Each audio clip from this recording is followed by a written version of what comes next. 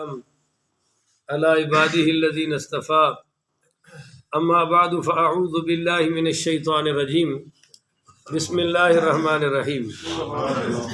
معزز محترم محتشم سامعین حضرات، 24 نومبر بروز بدھ بعد نماز عشاء 2021 کا یہ درس قرآن انشاءاللہ سورہ اعراف آیت نمبر 59 سے لے کر 64 تک جاری رہے گا۔ آپ دعا فرمائیے کہ رب کریم مجھے شرح صدر کے ساتھ حق سچ بیان کرنے کی توفیق عطا فرمائے اور ہم سب کو عمل والی باتوں پر عمل کرنے کی توفیق عطا فرمائے۔ یہ جو 58 آیات پیچھے گزری ہیں، 7 رکوع مکمل ہو چکے ہیں۔ اب سورہ اعراف کا یہ 8واں رکوع شروع ہو رہا ہے۔ پیچھے اللہ تعالیٰ نے عقیدہ توحید بیان کیا ہے، شرک کا رد بیان کیا ہے، اور اللہ تعالیٰ نے اپنے کلام کی عظمت بیان کی ہے، منکرین قرآن کا رد بیان کیا ہے، آخرت کا بیان کیا ہے اور آخرت کے منکرین کا رد بیان کیا ہے۔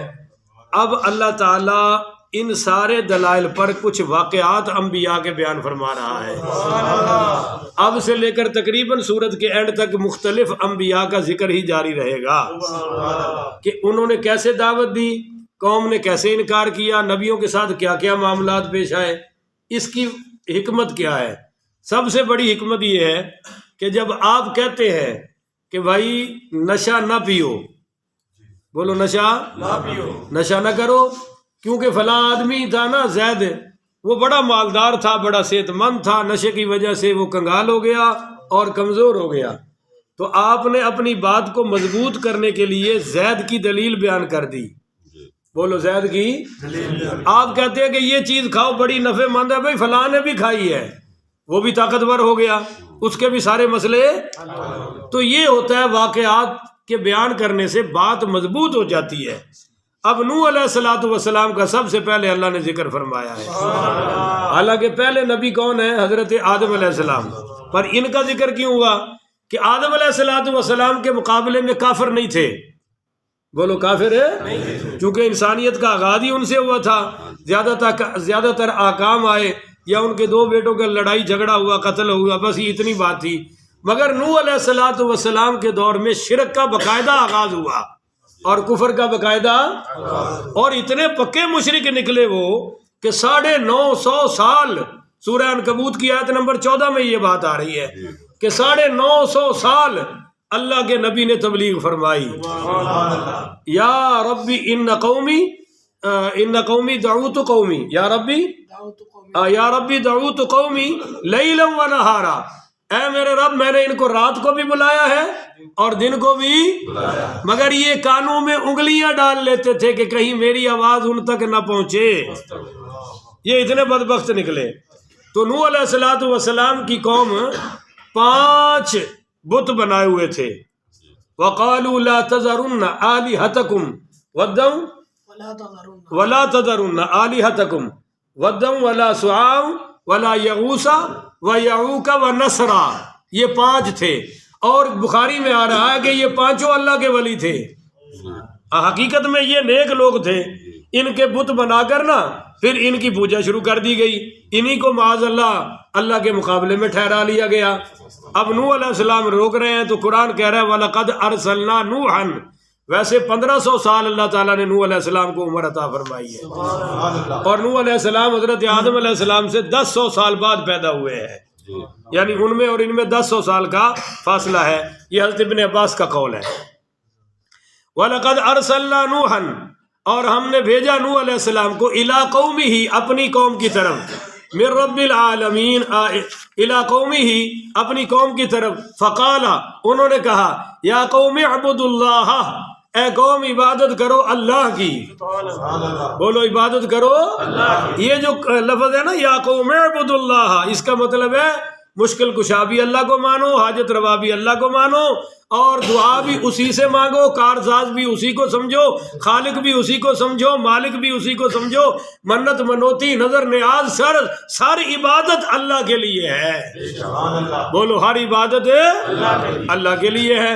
ما لکم من الہ غیرہ، ما لکم من الہ غیرہ، اللہ کے سوا کوئی بھی معبود ہے انی اخاف، مجھے ڈر ہے، علیکم تمہارے بارے میں، کہ عذاب یوم عظیم، کہیں تمہیں بڑے دن کا عذاب نہ پہنچ جائے، میں بڑے دن کے عذاب سے بچانے کے لیے تمہیں یہ تبلیغ کر رہا ہوں۔ قال الملأ، مقابلے میں آ گئے چودھری، بولو مقابلے میں آ گئے۔ جب بھی مبلغ میدان تبلیغ میں آتا ہے تو جو دنیا کے بظاہر بڑے ہوتے ہیں نا، عقل کے چھوٹے، کردار کے چھوٹے، گفتار کے چھوٹے، اوقات کے چھوٹے، پر دنیا میں لوگ ان کو کہتے ہیں بڑا آدمی ہے جی، بڑا آدمی ہے جی، یہ تو پہلوان ہے جی، بابو جی ہے جی، باؤ جی ہے جی، باجی باجی، اور پتہ نہیں کیا کیا ان ٹکے ٹکے کے لوگوں کو لقب دے رکھے ہیں لوگوں نے۔ یہ مقابلے میں آ جاتے ہیں مبلغین کے اور کہتے ہیں جناب ہم کہہ رہے ہیں آپ یہ نہ کرو۔ اب بندہ پوچھے بھی قرآن و سنت میں تیرے جیسے ہم کی اوقات کیا ہے؟ ایک طرف بات ہے اللہ کے قرآن کی اور ایک طرف بات ہے پیارے نبی کی میٹھی زبان کی۔ تو سارا جہان جاتا ہے تو جائے، رب کا قرآن نہ جائے اور سرکار کی میٹھی زبان نہ جائے۔ یہ ایک مبلغ کا ماٹو، مونوگرام، مینیفیسٹو ہونا چاہیے کہ جو ہوتا ہے ہو جائے، میں اپنی دعوت سے پیچھے ہٹ سکتا۔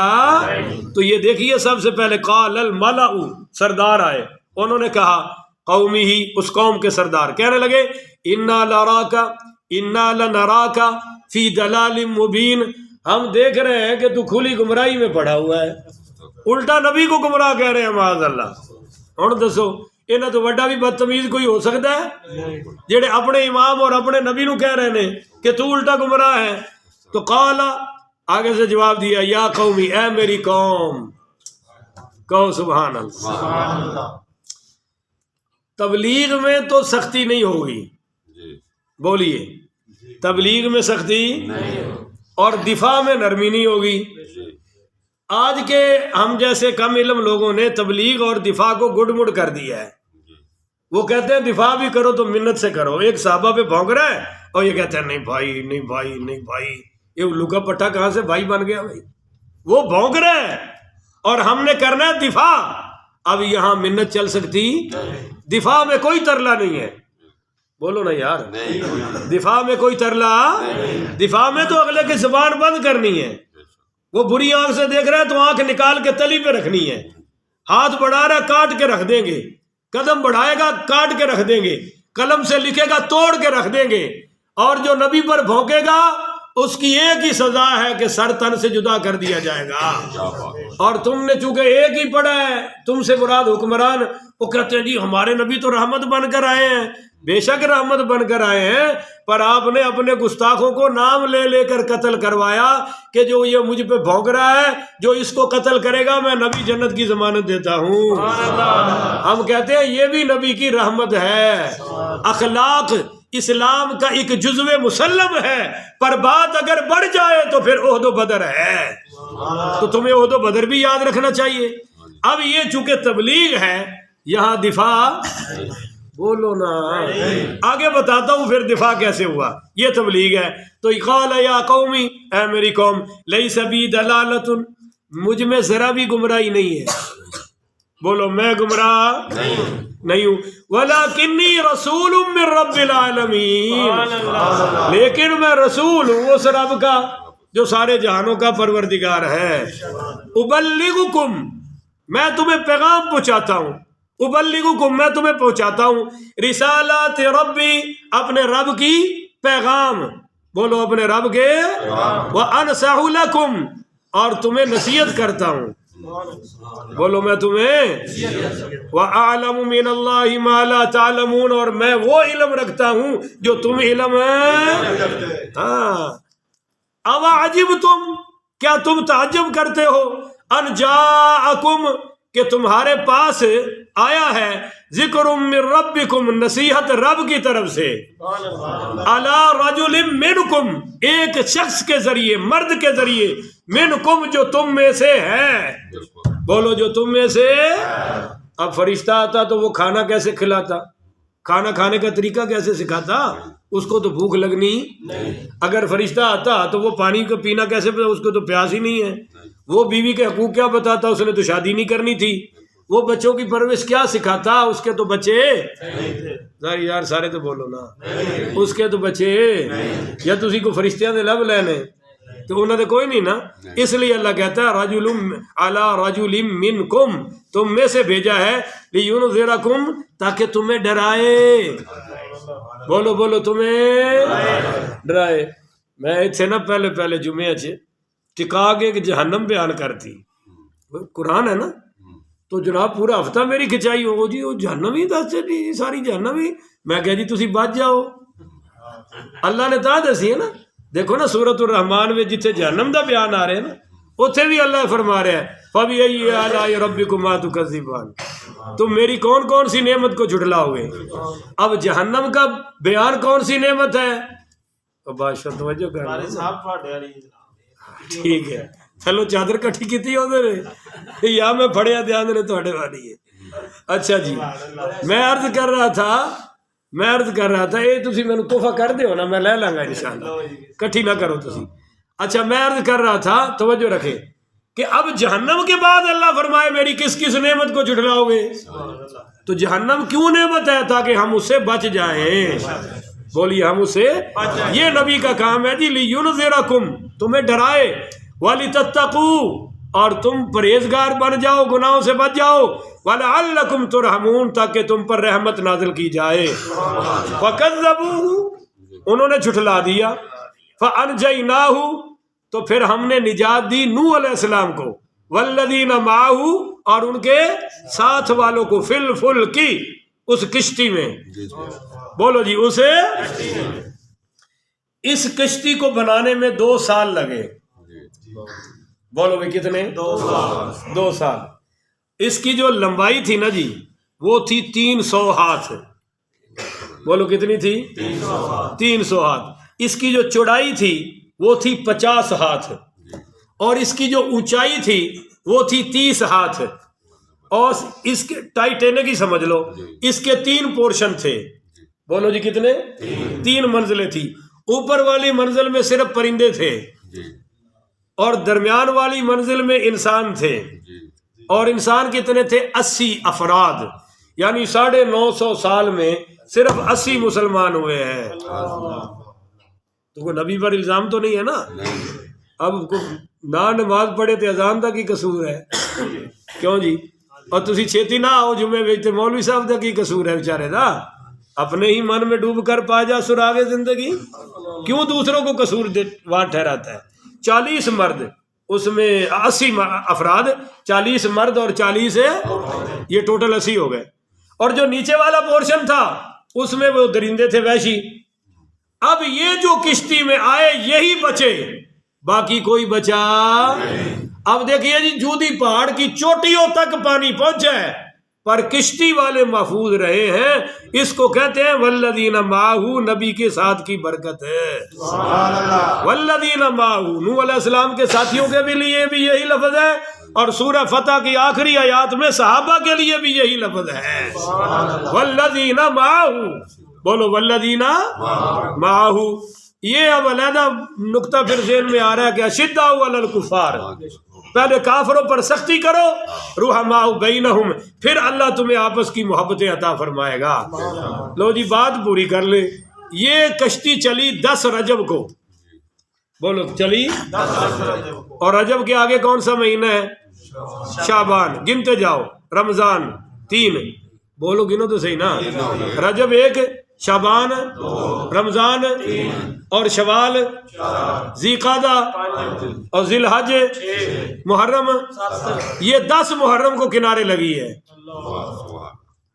اتنی دیر تک پانی میں رہے ہیں اور ان کو کوئی نقصان نہیں ہوا.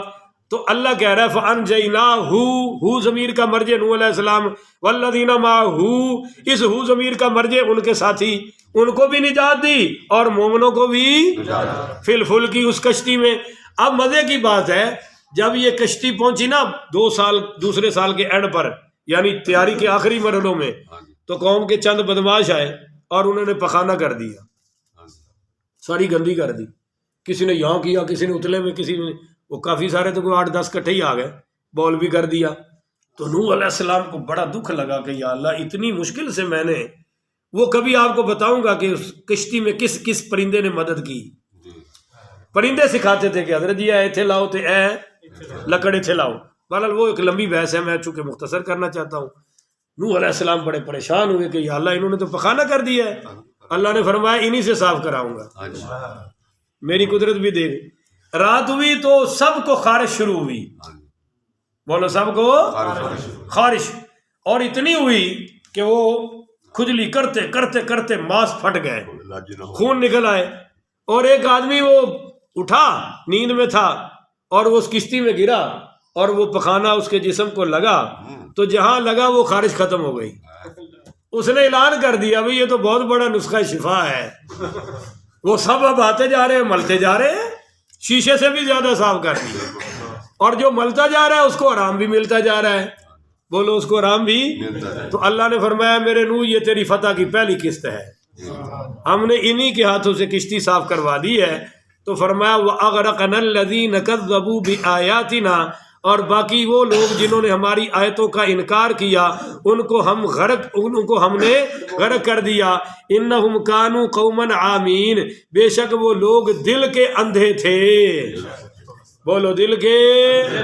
میرے بھائیوں سب سے بڑا نقصان ہے کسی کا دل کا اندھا ہو جانا، لہذا مہربانی دل کی إِنَّكَ لَا تَعْمَى الْأَبْصَارَ سورہ حج وَلَكِنْ تَعْمَى الْقُلُوبُ الَّتِي فِي الصُّدُورِ، میرے محبوب ان کی ظاہری آنکھیں تو ٹھیک ہیں مگر یہ دل کے اندھے ہو چکے ہیں، بولیے دل کے۔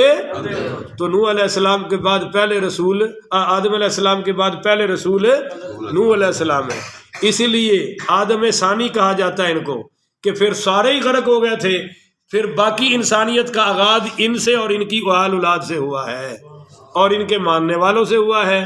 تو اللہ تعالیٰ سے دعا ہے، اس لیے قیامت والے دن نا جی سب سے پہلے لوگ حضرت آدم کے پاس آئیں گے، حضرت آدم فرمائیں گے یار نوح علیہ السلام کے پاس جاؤ شاید ان سے تمہارا کام بن جائے، مگر نوح علیہ السلام ابراہیم علیہ السلام کے بھیج دیں گے پاس، ابراہیم علیہ السلام موسیٰ کے پاس، حضرت موسیٰ عیسیٰ کے پاس، عیسیٰ کہیں گے بھائی کسی کے پاس نہ جاؤ، آج تمہیں در مصطفیٰ کے پاس جانا پڑے گا، آج لے ان کی پناہ، آج مدد مانگ ان سے۔ اعلیٰ حضرت فرماتے آج حضور سے تعلق قائم کر لے، کل بات نہیں بنے گی، تو مان جائے گا وہ نہیں مانیں گے۔